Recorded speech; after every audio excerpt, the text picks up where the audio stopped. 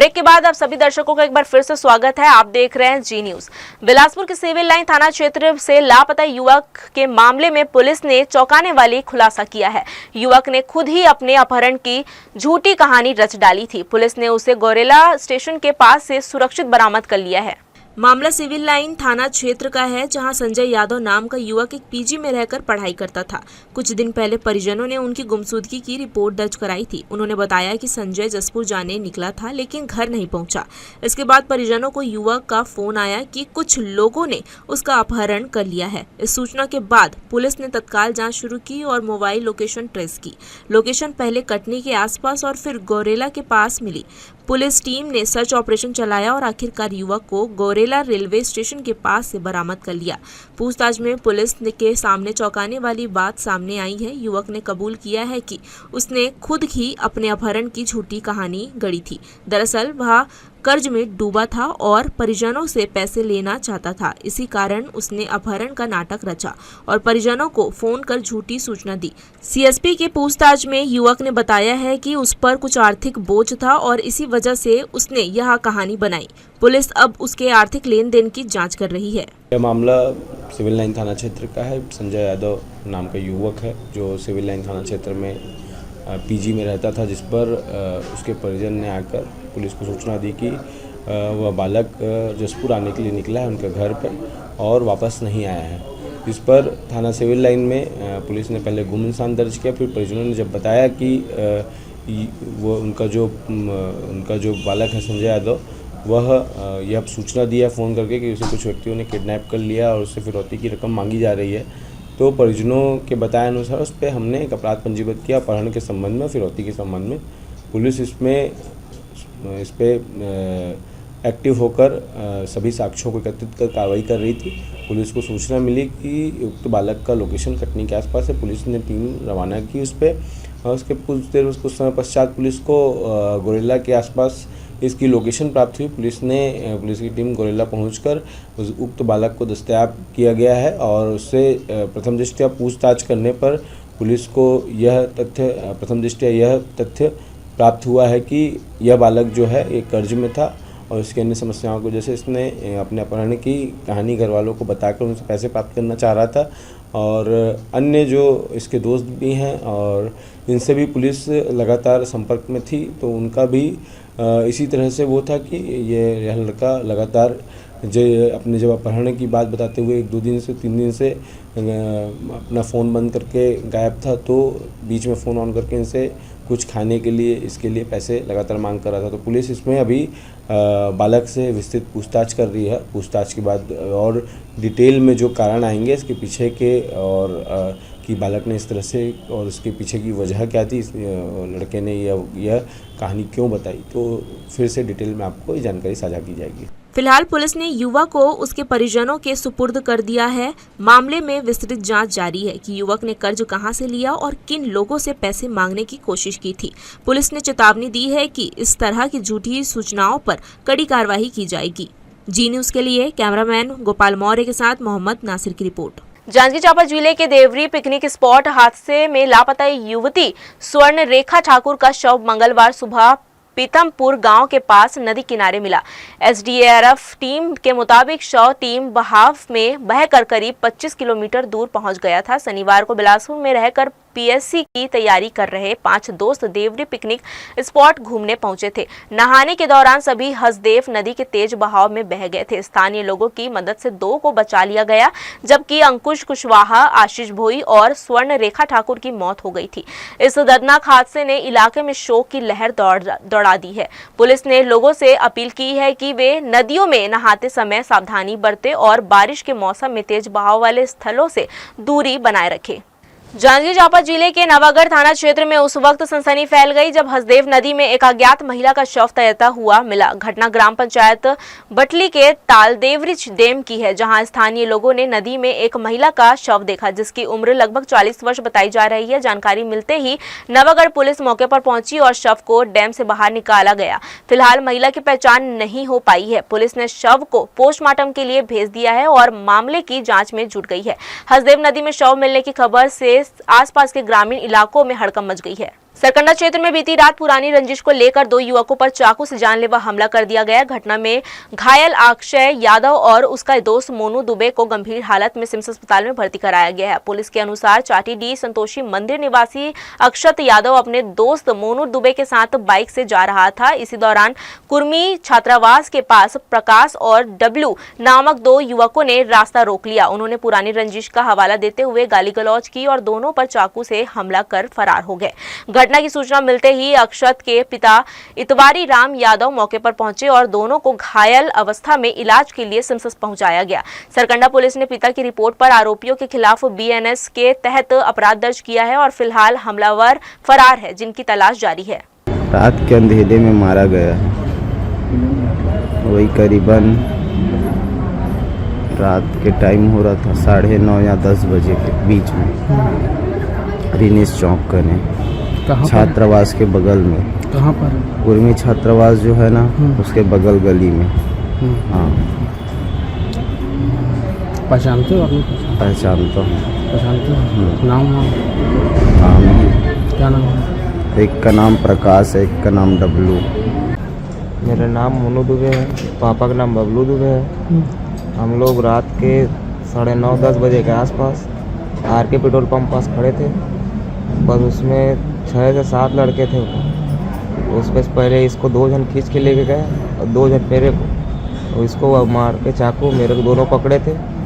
पीछे से मारते हुए इसको मेरे को निकल के मारते हुए भागे हम लोग। मसूरी क्षेत्र के पेड़ी गांव में एक व्यक्ति की संदिग्ध मौत के मामले ने नया मोड़ ले लिया है। मृतक के परिजन ने जिला कलेक्टर को आवेदन देकर आरोप लगाया है कि उनके पिता की मौत खेत में बिछाए गए बिजली तार से करंट लगने से हुई थी। परिजनों ने मामले की निष्पक्ष जांच कर शव का पोस्टमार्टम कराया जाने की मांग की है ताकि असली कारणों का खुलासा हो सके। प्रीतम धीरज ने बताया है कि उनके पिता राजकुमार धीरज की मृत्यु 18 अगस्त को हुई थी। मृत्यु के बाद परिवार ने यहां समझकर शव को गाँव में ही मिट्टी दे दी थी कि यह स्वाभाविक मौत है, लेकिन बाद में ग्रामीणों से जानकारी मिली कि खेत में बिजली की तार बिछाने के कारण उनकी मौत हुई हो सकती है। इसके बाद परिजन प्रशासनिक स्तर पर जांच की मांग कर रहे हैं। आवेदन में बताया गया है कि गांव के ही प्रशांत कुमार पिता रघुवंश कुमार ने अपने खेत में बिजली का तार बिछाया था, जिससे कथित रूप से करंट लगने की संभावना जताई जा रही है। आवेदक का कहना है कि यदि मृत्यु का कारण वास्तव में बिजली करंट है तो इसकी पुष्टि पोस्टमार्टम से की जानी चाहिए।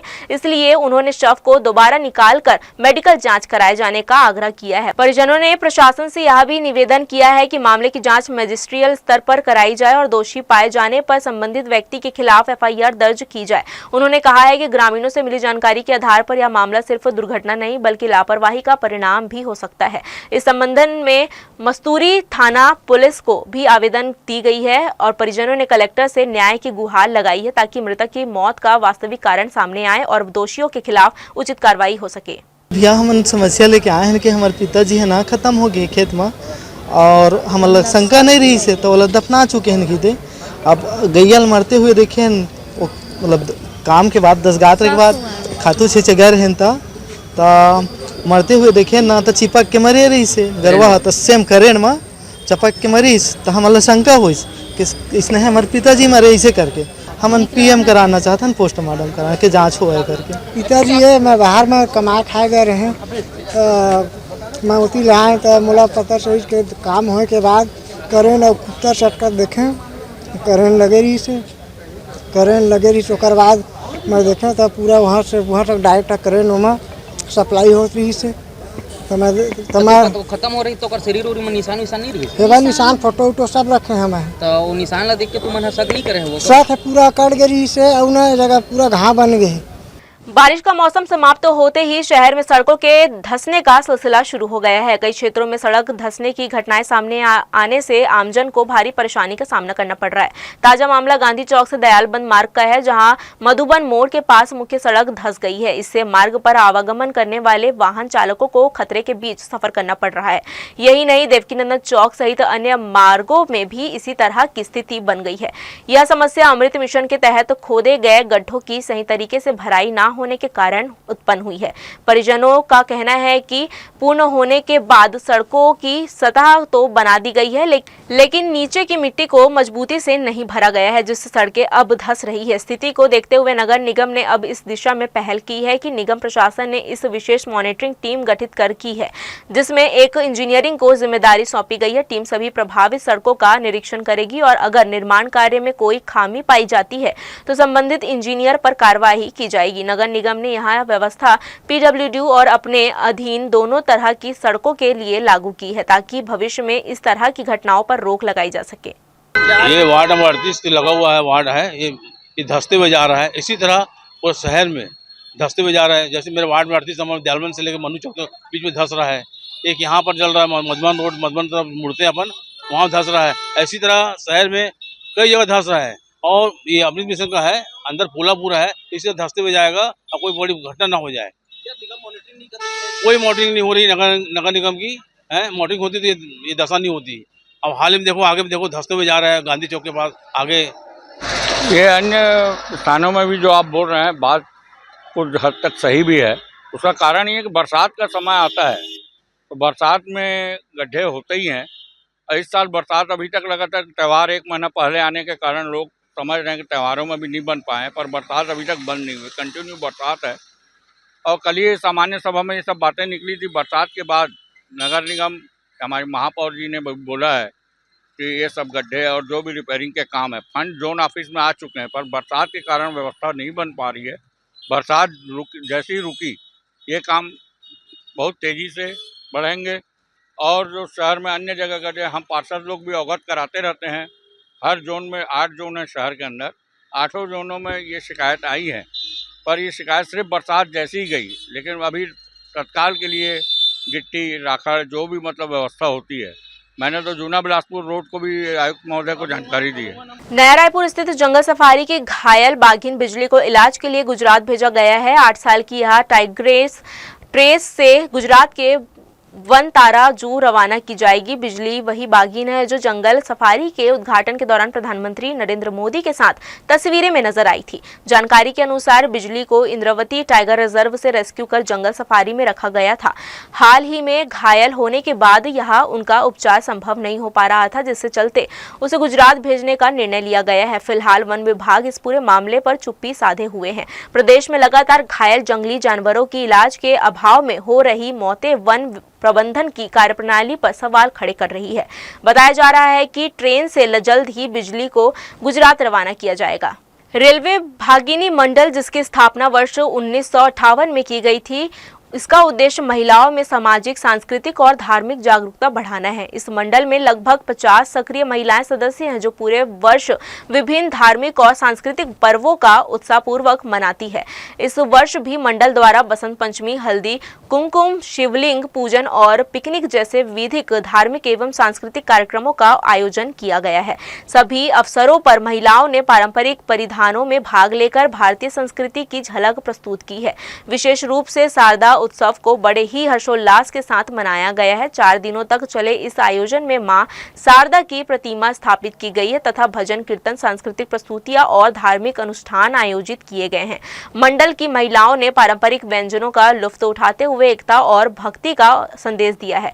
समापन दिवस पर पुरस्कार वितरण समारोह आयोजित किया गया है, जिसमें कार्यक्रम में सक्रिय भागीदारी करने वाली महिलाओं को सम्मानित किया गया है। मंडल की अध्यक्षता कांचन पुलतामकर, सचिव अर्चना मंजूमदार एवं अन्य वरिष्ठ सदस्यों ने पूरे आयोजन को सफल बनाने में महत्वपूर्ण भूमिका निभाई है। रेलवे भागिनी मंडल की महिलाएं न केवल समाज में नारी शक्ति और संगठन का प्रतीक बन रही है, बल्कि अपने प्रयासों से सांस्कृतिक विरासत के संरक्षण और प्रसार का कार्य भी कर रही है। उनके उत्साह और एकता से समाज में सकारात्मक संदेश दिया है। ये हमारा रेलवे भागिनी मंडल 1938 से चालू हुआ है और एक्चुअल में हम लोग पहले रेलवे कॉलोनी में ही हम लोग का ये शारदा उत्सव हम लोग करते थे 4 दिन का, पर एक्चुअल अब हमारे पास किसी का कोई भवन नहीं है, तो हम लोग किसी के घर में करते हैं। अब वहाँ सब रेलवे कॉलोनी में से जितने लोग सब रिटायर होने कर अब ये किसी के घर में या किसी के यहाँ ही अब कर रहे हैं हम लोग। और 4 दिन का रहता है। पहले दिन शारदा बैठाते हैं, 2 दिन हम लोग और कार्यक्रम करते हैं, चौथे दिन इसका विसर्जन करते हैं, वहाँ प्रसाद करते हैं। 50 महिलाओं का लगभग यह 50 की संख्या में संगठन है और इसमें हर साल केवल शारदा उत्सव ही नहीं तो साल भर जितने भी उत्सव हिंदू संस्कृति में प्रमुख हैं उसको मनाते हैं। जैसे उदाहरणतः सुहागन मनाते हैं जनवरी मकर संक्रांति के समय, आंवला नवमी मनाते हैं, सब लोग अपना टिफ़िन डब्बा लेके आते हैं, आंवले की पूजा करते हैं और साथ में गुड़ी पाड़वा चैत्र प्रतिपदा नवीन वर्ष से प्रारंभ होता है और इस संगठन का प्रारंभ भी इसी चैत्र गौरी के प्रतिपदा से प्रारंभ हुआ, जिसे मराठी लोग गुड़ी पाड़वा के नाम से जानते हैं। जिला अग्निशमन अधिकारी सह जिला सेनानी दीपांकुर नाथ ने पटाखा दुकानदारों के लिए एडवाइजरी जारी की है। उन्होंने दीपावली पर्व के दौरान निर्मित स्थानीय अस्थायी संरचना एवं पंडालों में संचालित पटाखा दुकानों में निर्धारित सुरक्षा मानकों का पालन करते हुए तथा अग्निशमन यंत्र को रखते हुए सावधानियों को अपनाने सुनिश्चित करने को कहा है। किसी भी तरह की चूक अथवा सुरक्षा का पालन नहीं किए जाने पर संबंधित संचालक व दुकानदार स्वयं जिम्मेदार होंगे। जिला अग्निशमन अधिकारी ने पटाखा दुकान रिहायशी या फिर बाजार के पास नहीं खोलने कहा है। पटाखा दुकान का निर्माण किसी भी ज्वलनशील पदार्थ जैसे कपड़ा, बांस, रस्सी, टेंट इत्यादि का ना होकर ज्वलनशील सामग्री से बने टीन शेड द्वारा निर्मित होना तथा अग्नि मंडप का घोल से उपचारित किया गया है। किसी भी पटाखा दुकान में 50 मीटर के अंदर आतिशबाजी प्रदर्शन प्रतिबंधित सहित प्रत्येक पटाखा दुकान में 5 किलोग्राम क्षमता का डीसीपी अग्निशामक यंत्र लगने के निर्देश दिए गए हैं। तो यहाँ थी इस बुलेटिन की खबरें। देश विदेश की तमाम खबरों के लिए बने रहिए जी न्यूज़ के साथ। मुलाकात होगी अगले बुलेटिन में, तब तक के लिए मुझे दीजिए इजाजत। नमस्कार।